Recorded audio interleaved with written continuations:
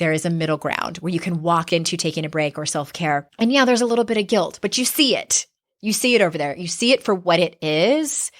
And that's managing your self-talk. That's managing and getting curious about your feelings and just acknowledging them for what they are. This is your Kick-Ass Life Podcast, episode number 311. This is the Your Kick-Ass Life Podcast with Andrea Owen, a no BS guide to self-help and badassery. Because ladies, let's face it, life's too short for it to not kick ass. And here's your host, the girl who serves it up straight with a side of crazy, Andrea Owen. Hey there, ass kickers. Welcome to another episode of the podcast. I am so glad that you are here. Before I jump in, I have a quick announcement. We're doing a giveaway. I'm giving away swag and I'm giving away books to celebrate a brand new website. YourKickAssLife.com is going to have a brand new website. I think it's actually now, as we're doing, like, it's called a soft launch, which makes me laugh for some reason. But officially, the giveaway starts on the 16th of December. And if you just go to yourkickasslife.com/giveaway, you can enter. It costs $0. And I think we have 10 different opportunities to win.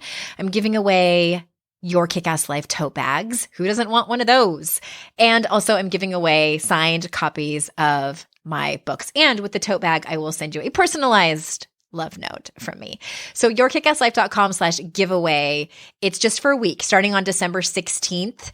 And while you're there, check out the brand new site. I am so excited. It's only been a year in the making. Oy. And I love it. I love the new colors. I love the new pictures. And it's so much of my personality.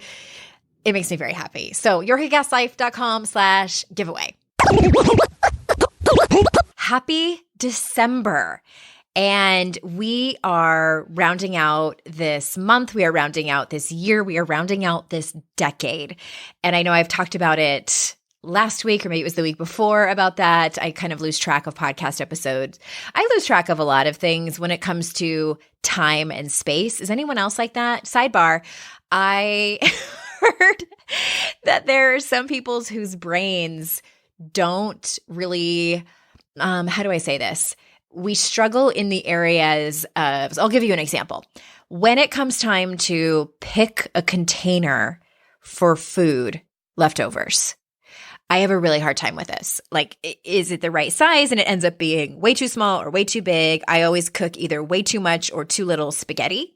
And if someone is describing visually something, whether they are describing a dress for me or the layout of a house, or they're giving me directions, you lose me within the first description. Like, I'll get the first description, and then after that, I'm like, nope. And what's interesting is my best friend, Amy Smith, many of you know her, she was trying to describe, we're doing this new podcast that starts in the very beginning of January, not another self-help podcast. And of course we don't have to, but we had a website created for it. And she's describing how she thinks it's going to look. And she's going over, like, here's how I think the homepage is going to be. And this is here. And she knows me well enough that I just glaze over and I'm like, you lose me. So she starts typing it up to show me on, like, a Word document, something really simple. And she says to me as she's typing it up, because she's very visual, she can see things as someone describes them to her very easily. And she said, do you see in pictures? And I said, I don't know. I don't think so. And I'm not even really sure what you mean by that. And she said, okay, so look at your hand, like, put your hand out in front of your face. I'm like, okay. And I do it. And then she said, okay, now close your eyes. Do you still see your hand? And I said, no. And she was like, that's so interesting. And so she's going through this hypnotherapy training, or she's already through it actually. And she was learning a lot about how different people's brains work. And some people see vividly in pictures and some people don't. And I'm one of the people that doesn't.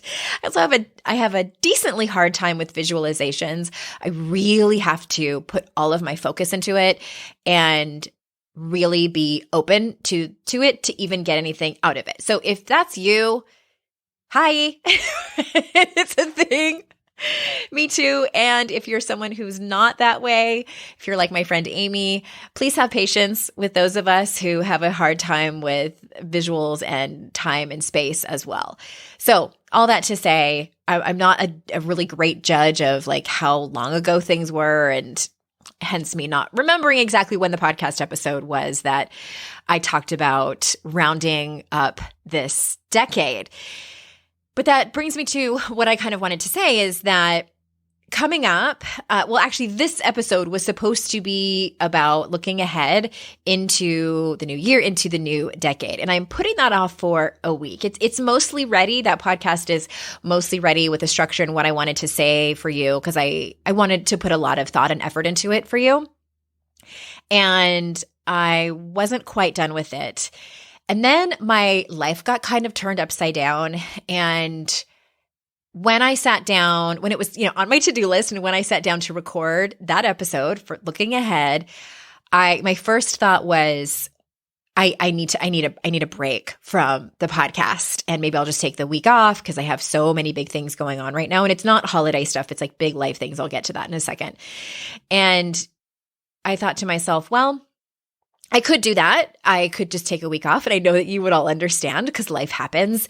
And then I thought, you know what? I think I'm going to turn the mic on, and I am going to just tell people what's up, because I want to use it as a teaching lesson, a teaching moment, if you will, to talk to you about your own self-care and your own taking a break. And this is not the first time I've talked about this on the podcast. I am a huge proponent of self-care and giving yourself a break. And I know that being able to take a break comes with a lot of privilege, and not everyone has that. There are some of you who are struggling as single mothers, who are struggling working two jobs and just don't have that option at all. And I see you. I see you out there. And hopefully this can come to you at a time where things do settle down and you are able to take care of yourself and take a break. And what's going on over here is, sometimes like when life just hands you, not necessarily shit sandwiches, but life hands you a bunch of big things all at once. And that's what's happened over here. And these things just tend to take up a lot of energy and time and your capacity in your life. I have a beloved client, and she, I talk to her mostly every week, and she had some homework assignments, as my clients do. And it was, the Thanksgiving break happened, and I messaged her and was like, how'd you do on this homework assignment and that assignment? Because I hold my clients accountable, and she was feeling badly because she hadn't gotten to it. And I said, knowing what she has going on in her life right now, I said, maybe your assignment was just that you needed a break, and maybe quote unquote Thanksgiving break was really kind of what it's supposed to be, and that you don't do any of the deep introspective work and all of the assignments that are on your to-do list. It's okay. And, she felt so much better, like saying, thank you for understanding. And yeah, maybe I do need a break. So what's going on over here? I'll start with the kind of heavier stuff. One of the things is that I think I told a lot of you that we were thinking about getting a new dog, and we were really excited about it. For those of you that don't know, we rescued our dog Giselle 6 years ago when we lived in the state of Utah from a German Shorthair Pointer rescue. German Shorthair Pointers are a hunting breed, although we aren't bird hunters. Is that what they call them? Duck hunters? I don't know. But they are primarily bred for that. And we know that also a lot of breeders don't sell puppies to people who don't hunt. It's this whole thing that we just try not to get too involved in. I can kind of understand, but whatever. But the rescue just wants to get them to good, loving homes and they're very active breed. And so anyway, I could go on and on just about how wonderful these dogs are. So we adopted Giselle in, I don't remember what year it was, but she was 4. It was 6 years ago. And she has been the best dog. We got so lucky. Because, when you rescue a dog or adopt a dog, you don't know their history a lot of times. You don't know what has happened to them and all their behavior things and their quirks and things like that. But we just got really lucky with her. She was completely trained. She's sweet. She's sort of indifferent to other dogs. She's not super social, but she's not aggressive or anything like that. She can really take it or leave it. She's just been phenomenal. And a lot of you know her because of my Instagram stories. And she's just been my coworker, my best friend. I stay home and work. So she's here all the time. She's snoring 4 feet away from me as I am recording this. And we thought if we're going to get another dog, we should probably do it soon. She's 10 now, so she's probably not when she's super geriatric. So we applied to the rescue out here. Got passed up for a couple of dogs because we applied too late. If you don't get on it the first day that these dogs go up on the website, then you're too late. And it's like very competitive out here. It was not the case when we were in Utah. They had a surplus of dogs and they did applicants. And out here, it's the other way around. And we got approved for a dog, for a 2-year-old male, and he was just full of piss and vinegar, lots of energy. They didn't know a whole lot about his background except his age, and that the owner surrendered him in Kentucky and said he can't hunt. And that was all they knew. We got him. He does have a lot of energy. He peed in my house several times, marking because we have another dog. And the foster mom said, oh my gosh, she's never done that in my house. Well, she doesn't have another dog. So we were like, okay, that's something we can deal with. We also needed to get an electric fence. I needed to hire a trainer because it's pretty obvious that he was an outside dog, that he's never been in a house unless they let him just like run wild. He gets up on the counters. He jumps. He's just wild. He's like a bull in a china shop.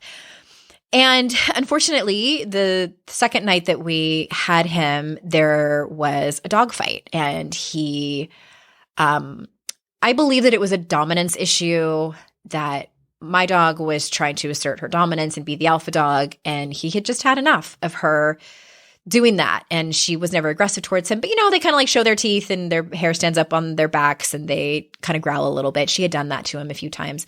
And apparently he had enough and basically attacked her. And it was pretty brutal. I do really great in a crisis, but not when it's animals. And this is the second time I've been responsible for dogs. The other time I was babysitting my sister's dogs and a fight broke out and I was also watching her children and I was pregnant at the time. It was dramatic and awful and it had never happened before. I'm like, is this just my luck or what? But luckily when my husband was there, broke up the fight. The other dog was not harmed at all. And Giselle, our dog, got the brunt of it and was bleeding a lot. Had to take her to the emergency vet. She required stitches and a really cute hat. And it's blue. It's very cute. And unfortunately, when we were in the garage and I'm tending to my dog's wounds, I had that just pit of my stomach feeling that we cannot keep him. And my worry was, and I'm sure that there's people out there who are like, how could you send him back to the rescue? You must not love the breed enough. You just make it work. You do whatever you can to make it work. And I'm willing to pay for trainers and, get an electric fence and do all of these things for him. But I cannot put my senior dog at risk. And my biggest worry is that what if we left our, 12-and-a-half-year-old son home alone for an hour, as we do sometimes to go to the grocery store or whatever, and a fight breaks out. And I don't want him trying to jump in. And anyway, I had no intention of going into all these details with you. It's been one of those just like, oh my God, what are we going to do? And then we had to keep them separated for, as we contacted the rescue. And the really good news is that, and the rescue has been phenomenal and getting him back to the foster family that had him before. And now we know more about him and he's not a bad dog. I wasn't mad at him. He's not. He's just, they're dogs. At the end of the day, they're dogs. And again, we know very little about his background. And now we know that particular thing. And so he can be rehomed probably to a home that doesn't have any other dogs. And he's going to be a great, great dog. And maybe I'm just like saying all this out loud because I need to hear it because I'm still so devastated and disappointed and sad about the whole thing. But I've had that going on the last handful of days.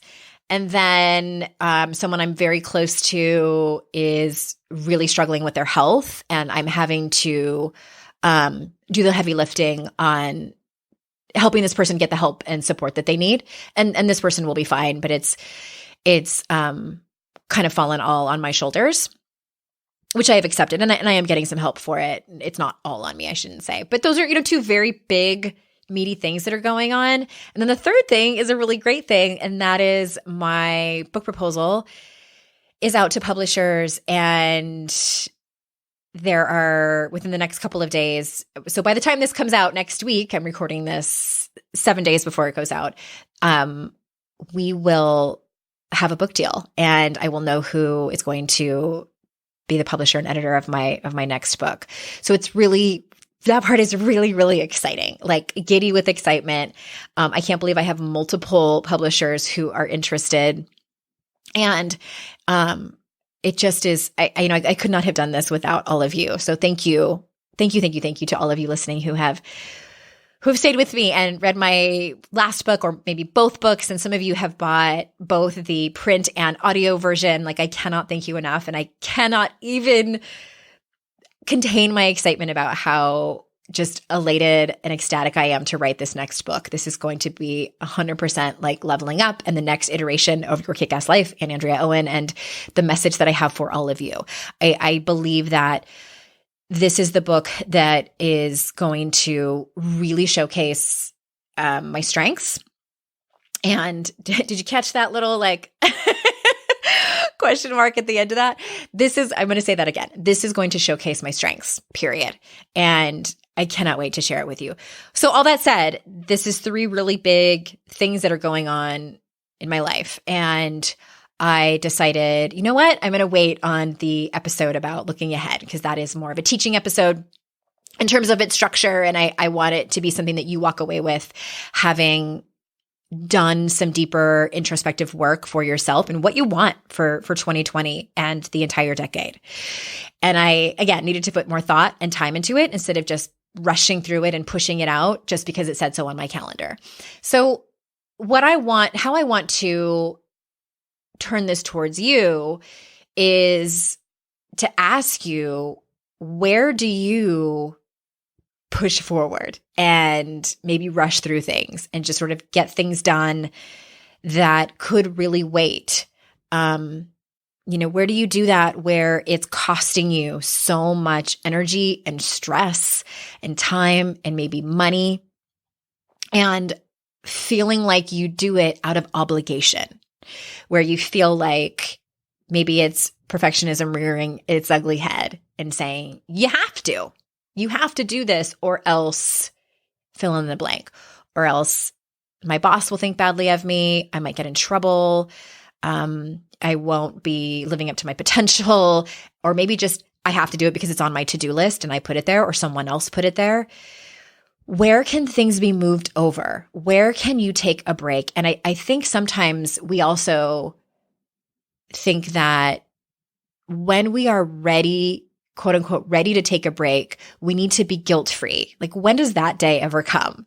When we do all these self-care things that we hear about, it needs to be at a time and place where from liftoff, from the get-go of the self-care regimen, whatever that is, whether it's taking a break or taking a bath or, going to bed early or whatever it is, that we need to be all in and be like, yes, this is what I need. And there's no guilt. There's no second guessing.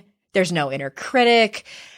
I don't know that ever happens. I think personally, I've gotten to a place where that is at a minimum, but this is because I have been working on this.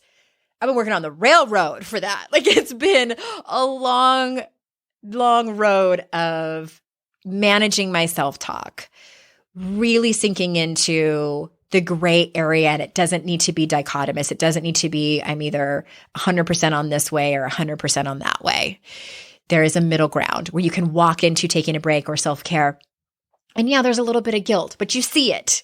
You see it over there. You see it for what it is. And that's managing your self-talk. That's managing and getting curious I should say, about your feelings and just acknowledging them for what they are. Like, oh yeah, there's some guilt there. That's really interesting. I always like to say, well, that just happened. Yeah, well, I just felt guilty about that. And so what if you could just get curious about it? And I think that can be an easier entry point for people when it comes to self-care and taking a break. And can we have a better word for self-care in 2020? We need to vote on that because I feel like it's just become almost trite and it's like one of those personal development buzzwords that I think has just become a little bit cliche, but for the sake of whatever, I'm just going to use it. But yeah, where can you sort of live in the gray area when it comes to your self-care? Where can you let yourself off the hook for having feelings about taking a break? I know that this time of year can be so difficult for people.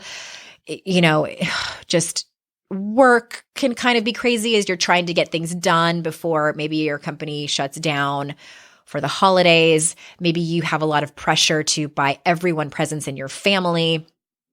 Maybe it is crazy because you have children that are in school and there's class parties, and maybe you're a working mom and you can't volunteer as much as you, and you forgot that you were supposed to buy an ornament, and what am I supposed to get for the teachers? And there's all these things, we get pulled in all these different directions.